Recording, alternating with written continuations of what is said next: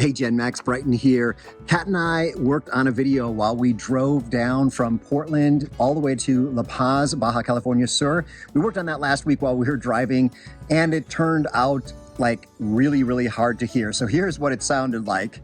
We are on our adventure trip that we take twice a year. And this is what it sounded like when I cleaned it up. We are on our adventure trip that we take twice a year. And that still wasn't good enough. So I decided I'm going to re-record what we talked about and then also share our journey, mostly from Mexicali down to La Paz, including things like going through the border, road hazards, really cool scenery, places to stay, things like that. That's what you'll be seeing in this video. But let's start out with something up in Oregon. When we pulled into a rest stop and took the dogs out to the pet area, this guy was there. So we're starting here just north of the border in Mexicali West. It rained all day on the way down through half of Oregon and most of California, and it was still raining lightly at the border. So we were crossing a little bit late, and the sun was setting. Typically, we don't like to drive in Mexico past sundown just because there's a lot of hazards in the streets, potholes, animals that have come to the street to stay warm.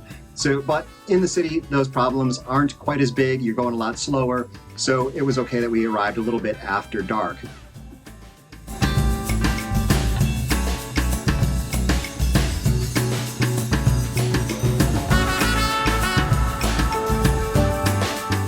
But going through the security was pretty quick. There were two lanes. We were in the left lane. We realized we probably should have been in the right lane because that one was moving even quicker because that one fanned out into a bunch of different lanes.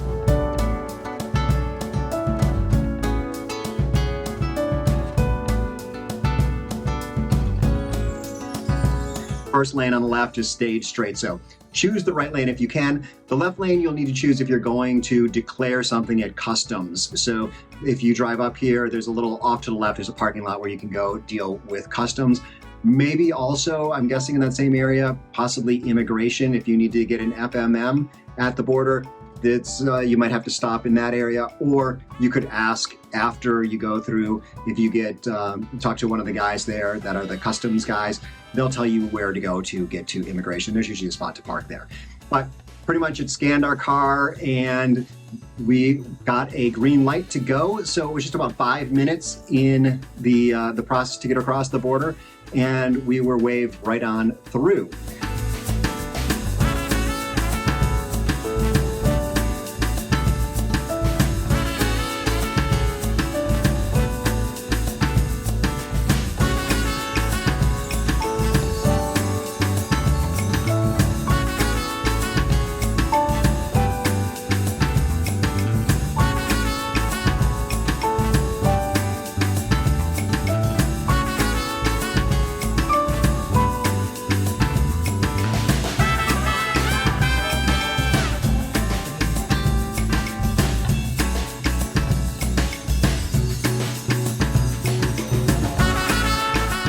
So then we worked our way through the city of Mexicali over to our Airbnb. So everything that I talk about today that there is a link to, I'll put down below. So if you want to stay at the same Airbnb, you can find a link to it down below. It was a great Airbnb in that it was an entire apartment. We could have had a lot more people. They accepted dogs and they had an enclosed backyard. And that's something we really wanted with the dogs, which to have a space where they could just kind of run around. They are crammed in the car all day. Butters is crammed more than Nugget. Butters only gets half of the back, and then also half the back vertically too. We had stuff underneath Butters. Whereas Nugget gets the entire back seat to herself. This is just how it is. Butters gets the short end of the stick. But when we get out of the vehicle, we like to have a place for them to be able to run around a bit. So the backyard was great. This was in a fraccionamento, and this was a neighborhood. Fraccionamentos are typically like neighborhoods. And if they're designed for the Mexican market, which is what this one was designed for, they would be designed all exactly the same, pretty close together, relatively basic. Think like bare light bulbs, not a lot of detail, definitely no granite countertops or anything like that, not a lot of outlets. So a pretty simple place to stay, but it had 2 bedrooms, each with a queen bed, I think, and it was enough for us.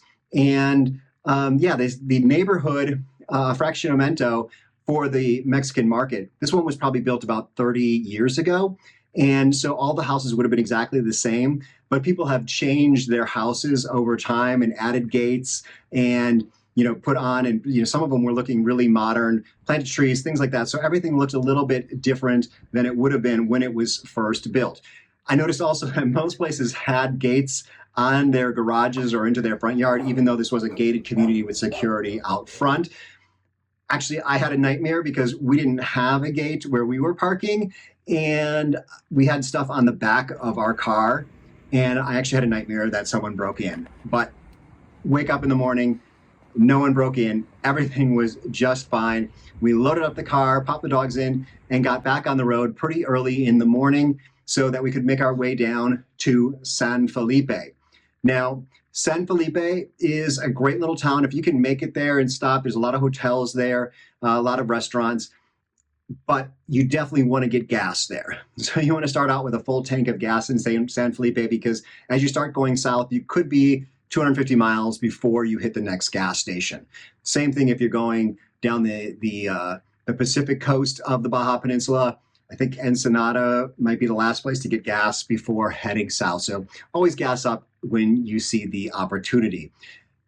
Another thing, though, is there are locals who will sell gas along there, like 125 miles in or so, where the 2 highways come together. There's usually people there selling gas. You can buy it by the gallon. It's going to be more expensive, but if you need gas, definitely take that opportunity to get it, because they're usually clustered right around that same area. If you drive a few miles further, it's going to be another 100 miles until you get a real gas station. And we actually drove along the coast. The coast south of San Felipe is beautiful, just a really nice drive. That's when the drive gets really pretty. And you just kind of work your way down. There's a lot of beaches along there that you can stop at. We tend to drive through rather quickly. It's 2 days to get from Oregon to the border, and then 2 more days to get south to La Paz. And so with the dogs cooped up the way they are, and we're cooped up, we're usually like, oh, we just want to get there as fast as we can. But we always say things like, when we get to a beach, we're like, oh, I wish we had time to spend here. We should really do this trip, take our time to do this trip, and really just be able to spend a few hours somewhere, or even a day somewhere. There are beautiful areas. A lot of these beaches have little cafes. I highly recommend stopping at some of the beaches along the way.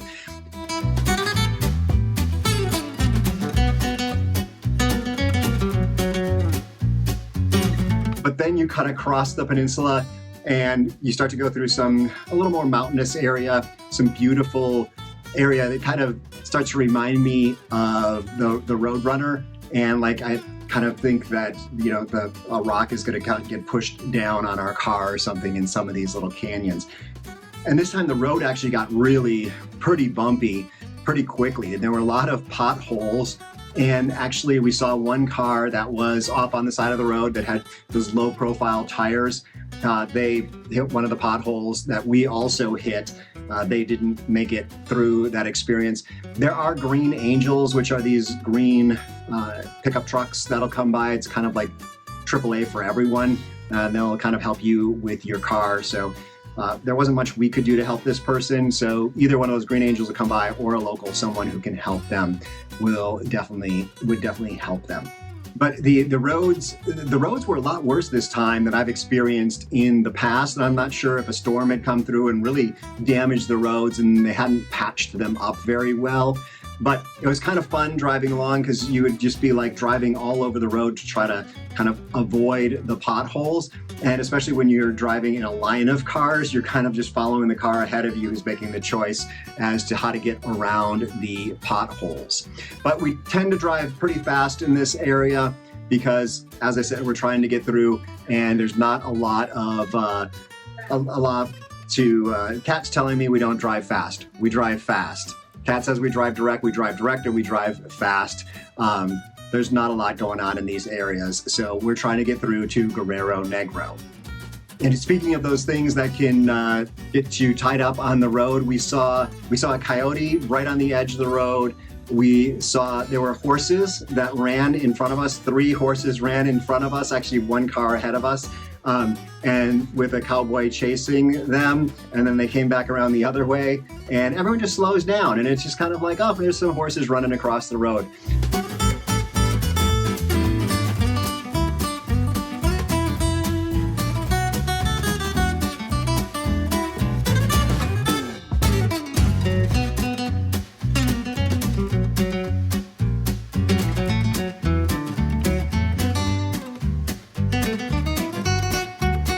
There was an area where there was water almost all the way across the road. And there was another one where there was a horse kind of in a canyon. So it's something you really do have to pay a lot of attention when you're driving. There's also a lot of topes when you get into towns, speed bumps. So I'm going to do a whole video about topes because they deserve their own video. But it's something that you really have to pay a lot of attention when you're driving. So then we got into Guerrero, Negro. This is the next spot to fuel up. So definitely gas up here before you're cutting across. And it's not as bad after this point in terms of distance between gas stations, but sometimes a gas station might be closed. So you want to make sure, once again, you get a full tank when you can. Not much in Guerrero, Negro, but it's very near the halfway point. So there's a lot of hotels there. You can actually during the right season, there's a lot of whale watching that happens here. And also salt. Like you can tour the salt plant here. It's just natural sea salt being harvested. And I guess it's a huge operation. We've never done that. But we were heading to San Ignacio. Now, San Ignacio is a beautiful little town kind of in the middle of the peninsula. It has a freshwater spring in the town. And we've stayed a couple of different places here. And I've got some videos, one of the corners, I think this one, about the yurts there, if you want to stay in the yurts. But we actually found a better place to stay, I think, this time.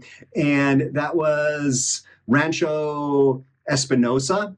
And William is a great host. He is a retired gringo, and he's married to a Mexican woman, but they have this beautiful place. This hotel has been in the family for a number of generations, and I can highly recommend the casita room. It was like $65 for a regular room and $75 for the casita room. And with the casita room, you get this humongous place, spots, enough space for a big family to be there, plus an area outside, which you can kind of like set up so that your dogs can run around a little bit, plus just the property there. There were peacocks and there was a horse. So it's a really interesting place and not too far. You can head up the hill up to the downtown of San Ignacio. That's where we had dinner. So it's a nice little town up there. So we woke up the next morning and headed right back out on the road. Not too far after San Ignacio, you get into the curves, which are like some pretty significant curves. The first time we went through in an RV, and it was actually quite scary. The road is about just about as wide. Each lane is just about as wide as an RV or a semi-truck. I've got a video, once again, one of the corners about those specific curves on this road. But in a car, it's not nearly as bad.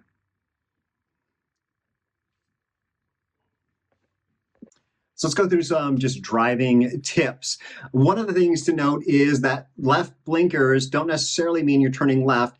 It often on a highway like this where there is no place to turn left, it means it's safe to pass me. And so often semis will do this ahead of you. If it looks like you're trying to pass them, they'll turn on their left blinker when they can see that the road is open in the other lane for you to pass by. Sometimes it can be kind of scary passing these guys because the lanes are so narrow. But if you have someone behind you, you can use that left turn signal as a way to signal them that it's safe to pass. Also, people don't necessarily follow the rules of passing zones and no passing zones. So you're safe to pass in a passing zone, but a no passing zone, it might be safe to pass there too. So it's not like the US where the rules are strictly enforced. Down here, it's a little more loosey-goosey. You'll find a lot of people passing in no passing zones. So if you're the type of person who wants everyone to follow the law, you might not get along driving so well in Mexico. Kat likes to call it cooperative driving, where you just help everyone kind of works together on driving. It's not a competitive thing that it often is in the United States. In certain areas, when there's like kind of parking lanes on both sides, often people will, if you're going to be passed, kind of go over into the parking lane. And there's an area just outside Guerrero where this is just kind of where people drive. People drive straddling that right lane marker, and then passing people go down the middle. So it really does work well. It works probably better, but it takes a whole society that is thinking in terms of like, how can I help other people out instead of like, how can I get ahead?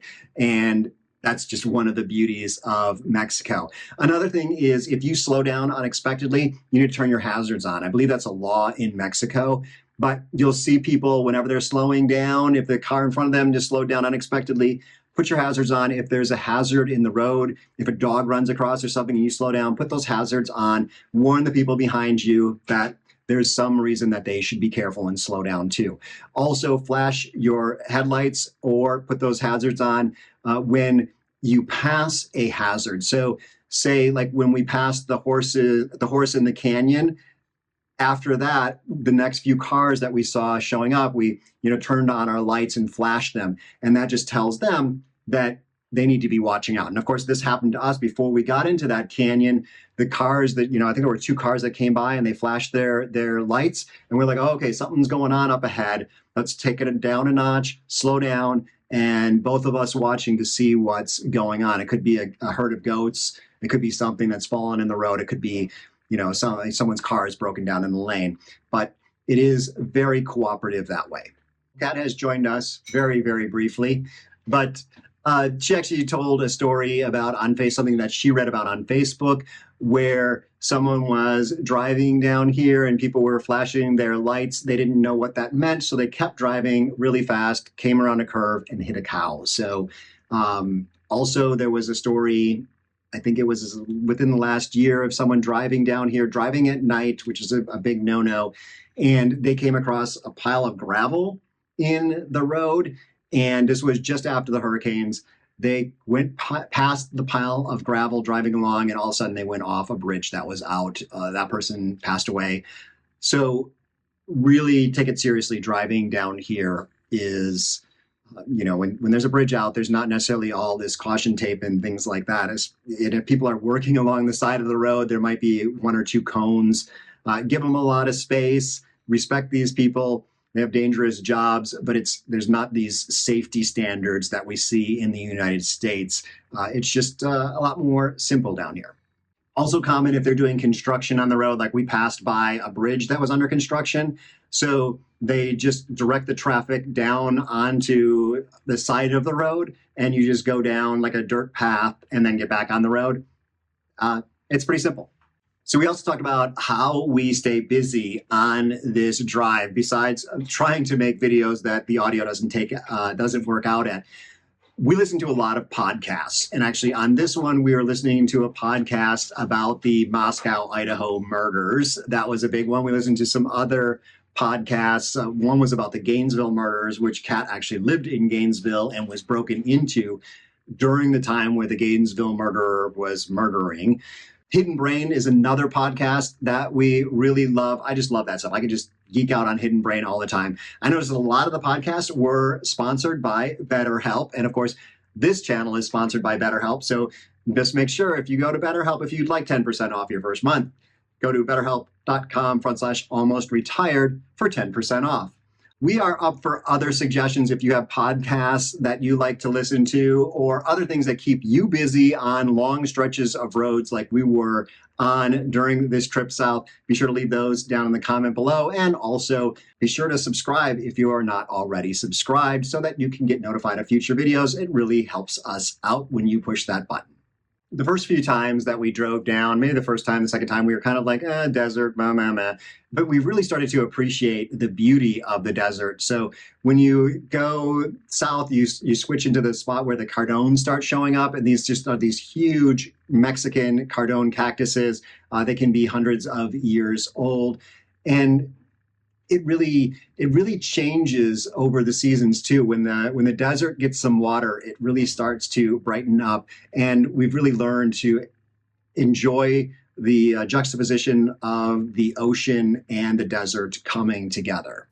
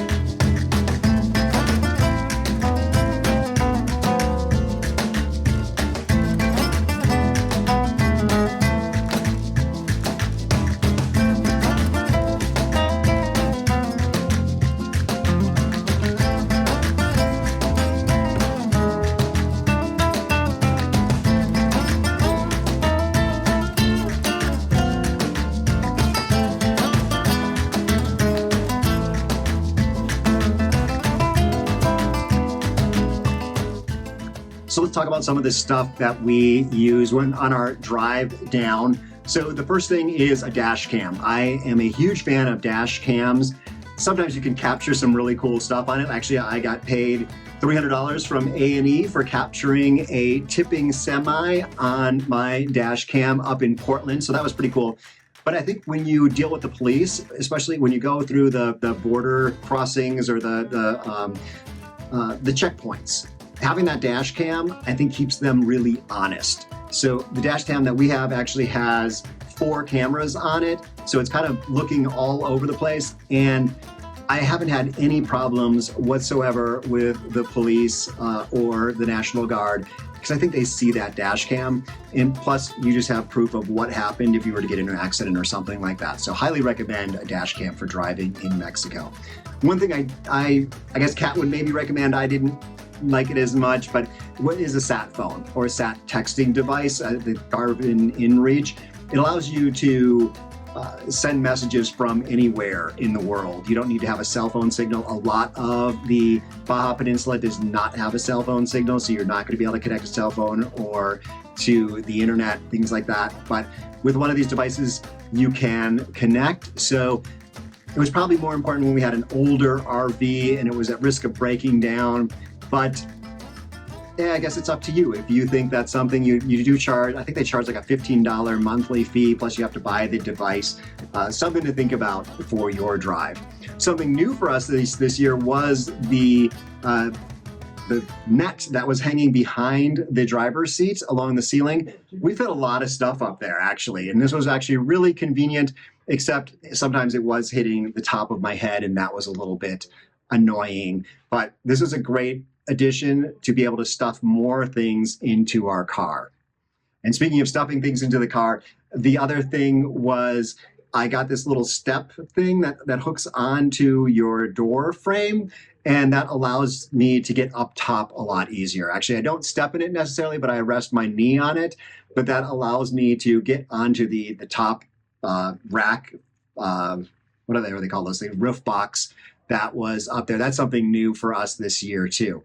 Something that we got last year was on the back of the car. Okay, so here's another thing that is a definite if you're traveling with dogs, the outdoor trash can that is magnetic, just big enough to hold a couple deposits. And of course, there are affiliate links down below. So using those links, of course, supports my channel. Thank you so much for that. Another thing that you're going to find along the roads, probably everywhere in Mexico, but definitely along the Baja Peninsula, is military checkpoints. This is typically staffed by the National Guard, and they're very easy to get through. It does look a little scary because there's guys with machine guns there, but you got to pull off to the side of the road. They will often ask you, ¿De dónde vienes? Where are you coming from? That's the most common question they ask, and you just tell them the last town you slept in. And then sometimes they're asking you where you're going. ¿A dónde va? ¿A dónde vas? I think, something like that. San Ignacio. Hay dos perros. ¿Muerden? ¿Qué? ¿Muerden? Oh, solo el otro en la... Este no, otro sí. Adelante. Okay, gracias. they'll ask you to roll your windows down if they're tinted. We always tell them, they'll ask if the dogs bite. And we learned in the beginning that if you told them the dogs don't bite, they're more invasive. Like in the RV, they would want to come inside and look around and see if you were smuggling anything. But if you tell them the dogs do bite, they're like, okay, go on, go ahead. But anyway, you're going to see these checkpoints, and you're probably going to go flying right through, especially if you have that dash cam. I have heard of some people having problems where the National Guard, some of the corrupt National Guard guys, want to get a mordida out of you, but I have never experienced that myself. Similarly, just outside Guerrero Negro, I think it's to the north of Guerrero Negro, that as you cross between Baja California and Baja California Sur, there will be someone who will, for 20 pesos, spray the bottom of your car. I think the locals don't do this because they're driving back and forth in that general area, but they're trying to keep disease from spreading across. So give the guy your 20 pesos, he'll give you a receipt, and something will get sprayed on the bottom of your car. I'm not sure what it is. It looks like it might just be water, but yeah, it's probably some kind of pesticide. It is what they do here. I don't know what happens if you refuse. As I mentioned, we are headed into La Paz. If you're headed into San Jose del Cabo or Cabo San Lucas, you're looking at another 2.5 hours past this point, another hour if you're going to Todos Santos.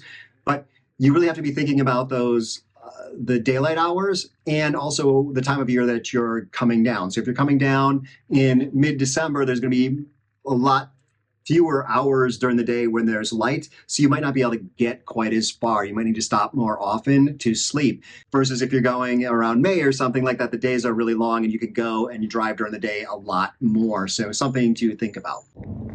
Oh, look what Kat just picked up at a gas station. Yes, that was Sweet Pea that we picked up at a Pemex station. She was really skinny, full of fleas. Luckily, we took her to the vet, and she does not have any serious illnesses. So she is actually, right now, she's at the vet getting fixed so that she'll be ready to be adopted rather soon. Sweet Pea is the most amazing dog ever. She is just so sweet. We gave her a bath last night, and she did not fight at all. I was a little bit skeptical when Kat said we need to rescue this dog, but it seems like it's actually turning out. So thank you so much for watching this video. There are more videos about driving or about expats down in La Paz, and the guys who are working on my house are starting to get a little bit loud. So yeah, we'll wrap up this video now. Hasta luego.